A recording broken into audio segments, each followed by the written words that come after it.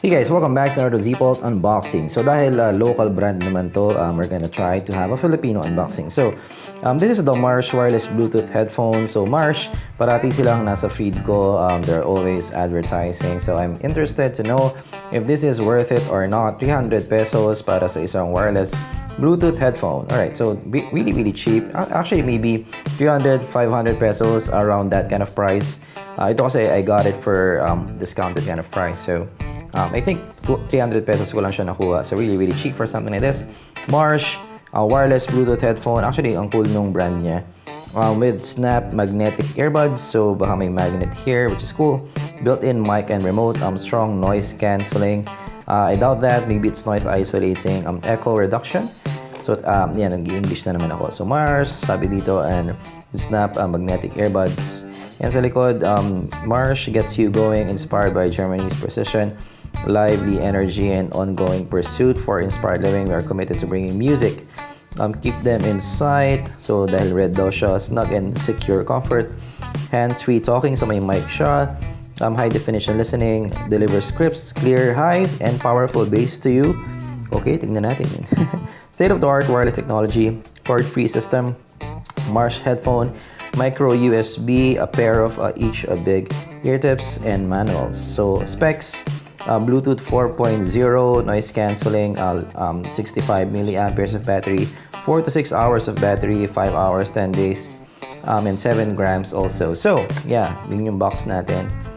Keep them in sight. And yeah, I actually tried before the Marsche Bluetooth headphone. Actually, I didn't like it. So muffled yung sound niya. So you know, their claim of having a crisp sound, it's not like that. So sobrang, I don't know, I didn't like it at all. It's kind of unlistenable for me. So yeah, so sana hindi siya ganito dito. I mean, it's a nice price, you know, around the 300 pesos for something like this. So okay naman yung price niya. Yun nga lang, syempre, in terms of the sound, mas may maganda pang papagpuntahan yung pera natin. So let's take a look at it inside. Actually, nahirapan ako na mag-speak ng Filipino in the unboxing. Hindi ako sanay. I haven't, it's not what I'm used to. Because when I'm in a video, usually parati ako nag-English. Because yeah, I have an international audience. But ito, since it's a local product, so I thought of doing, ayan, nag-English na naman ako. So ayan, buksan natin siya. Tingnan natin kung ano meron sa loob. So maybe, yeah, kung nakarami na ako ng unboxing, baka mas madalian ako mag-English, mag-Tagalog. So opening it up, tingnan natin. So this, ito yung laman ng box. So actually yes, right off the bat, medyo flimsy yung plastic niya. Medyo hindi ko siya gusto. Yung plastic quality. So it's definitely cheap feeling. The lobes is actually metal. So okay yung lobe niya. It's cool. The cable, okay lang. It's plasticky pa din. It's a bit plasticky, but definitely this one, the module, this one, it feels like a toy for me. Buttons-wise, actually clicky yung buttons, okay siya. Yun lang, yung quality lang ng plastic. It's a bit off for me. So yun, may magnet nga siya, which is cool. And in the box, you get, of course, some manuals, which is good. Wireless Bluetooth headphones. And you get micro USB, and you get of course tips inside. So actually okay naman yung package overall. Yun lang yung build itself, it's a bit plasticky for me. So try natin siya and bigyan ko kayo ng sound impressions. Alright, napakinggan na natin siya and gumana naman yung Bluetooth niya. It connected really well with my iPhone. And how's the sound? So it's more of a U-shaped sound but medyo warm. Yung overall signature niya, so because sa top may treble roll-up siya sa taas, so hindi siya super duper bright. So yung vocals niya is a bit more forward in the mix, pero hindi siya like sobrang forward.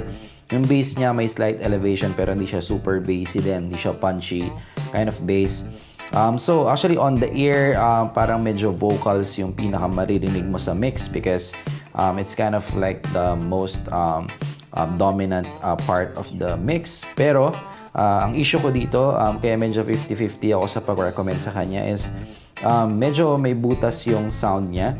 So it's not super duper detailed. So wala siya masyadong detail. Actually, maybe for some people, mag-survive kayo dito. Especially if you're not an audiophile. So, kung meron kayong maybe a free earphone from your mobile phone, this may be something that you can survive with. Frankly, for me, compared to the AKG ng Samsung, mas maganda yung AKG over this one. So, in terms of detail retrieval, so medyo butas yung sound nito for me. It feels like there's a hole in the sound. Parang may kulang. Parang ganun yung sound niya. But yes, you know, for 400 pesos, you get what you pay for. Definitely cheap yung sound niya overall. Tingin ko, for some people, pwede kayo mag-survive, especially if di naman kayo audiophile. Yun nga, free earphone lang meron kayo. But yes, for me, medyo malayo to sa audiophile kind of sound. So kung may KZSM kayo, kung narinig nyo na yun, or even at least KZS3, this will sound really hollow for you if you compare it side by side. For me personally, I would go with maybe a KZS1 or Halo GT1 or Redmi AirDots, or maybe get maybe a KZS3 and bilhin na lang kayo ng Bluetooth adapter. So that would be a nicer route for me over this one. If you value sound, of course, but of course if you value, you know, I mean 300 pesos for something like this, I would still say kung yun lang talaga yung kaya yung budget, of course, pwedeng mag-survive na kayo dito, tingin ko. I mean, may magnet naman siya. Gumagana naman yung Bluetooth niya, and I think in terms of the overall build, yung looks, I think okay naman yung looks niya. Definitely may magnet, mas convenient siya. So, 300 lang talaga yung budget nyo, pwede na sa tingin ko, but I would spend more, you know, for more higher quality sound on this. Especially coming from me as an audio reviewer, this is not something that I can listen to in a day and survive with. So yun, medyo unusable siya for me. But again, if you just have 400 pesos, maybe something that you can consider. That is our unboxing of the Marsche wireless Bluetooth headphones. So I wanted to super like it, but maybe next time. So wala pa akong Marsche talaga na sobrang nagustuhan ko.